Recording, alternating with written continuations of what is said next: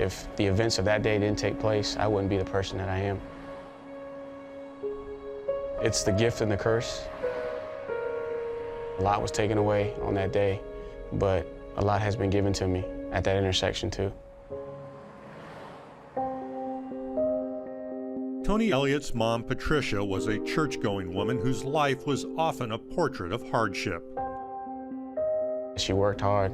She loved me and my little sister. She put up with a lot from my dad for a while, and then I was proud of the fact that she was able to get herself out of that situation.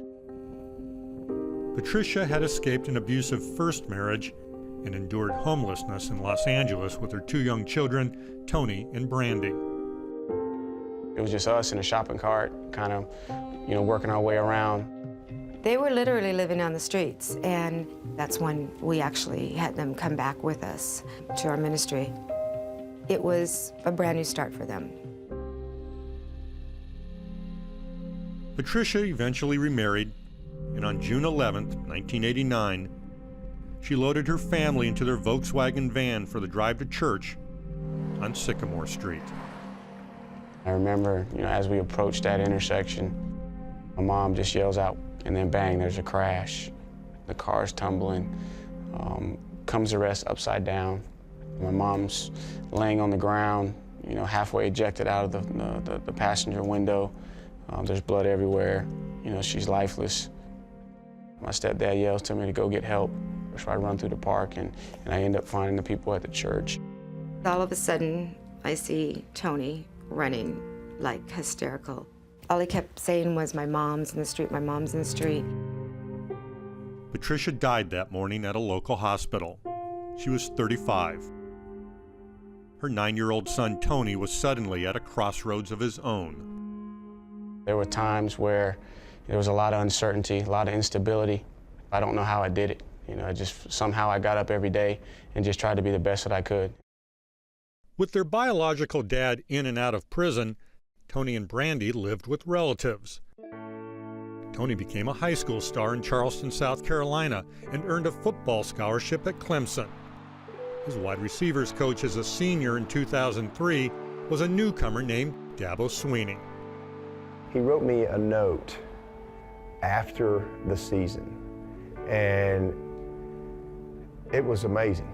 Basically just telling him that, the reason that the players play so hard for him is because he loves them. He's a great leader of men because he cares about the individual. The two remained close, and at a 2010 coaches convention in Los Angeles, Elliott, by then an assistant at Furman, asked the now Clemson head coach to take a car ride with him. Next thing you know, he stops the car, and he said, "Right there, that's where my mom died, in my arms, right there." And it just kind of took my breath away. I looked up, and the road was Sycamore. I just kind of filed that away, and I was so moved that he wanted me to be there for that and see that. A year later, Sweeney invited Elliott and his wife Tamika to dinner at his home. He said, "What do you think about being my running back coach?" I was like, "You serious?" And I just kind of broke down at that moment. I was able to tell him, "Tony, you know where I live. You know what my address is? I live on Sycamore Drive." And I said, "I wanted to hire you here. What was a terrible moment in your life on Sycamore is now one of the greatest moments on your life on Sycamore." Never did I think that at the age of 9, the last time I was seeing my mom on Sycamore Street, would I get an opportunity, to fulfill a dream on Sycamore Street. Set, go. Good, good. Here, there it is. I like it, I like it, I like it. Come on, Brad, come on, let's go. Elliott has done more than fulfill a dream. He's surpassed it. And he's now the co-offensive coordinator of the #1 team in the country. Runs it into the end zone. Touchdown, Clemson. A 1-2 punch from the Tigers. But the intersection of gift and curse will never fade for Elliott. It is in his heart and in his memories. A lot of times you smile to keep from crying, but I'm happy. I'm happy. I'm at peace with it, man. I really am. And I know she's happy.